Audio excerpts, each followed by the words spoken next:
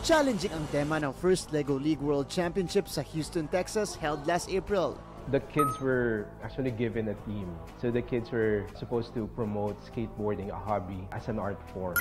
Mga kapuso, nakatutok tayo ngayon dito sa green screen section nitong World Stage Studio created by the kids.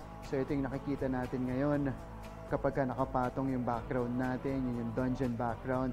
Pero pag wala, yan po ang kanyang itsura. Tampok din dito ang Art Street.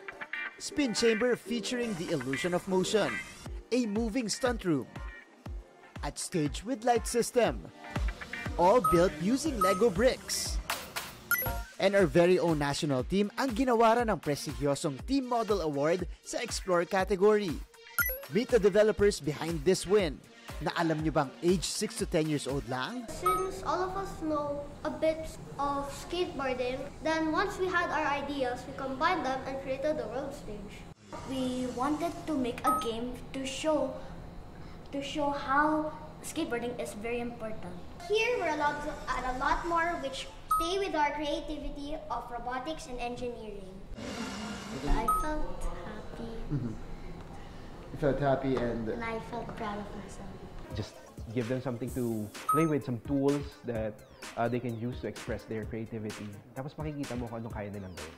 Expect to see more innovation sa larangang ito ng brick building, gaya ni Gyro, the balancer robot. Ito po ay ginagamit namin to teach simple robotics for our workshops because it's all about learning by making.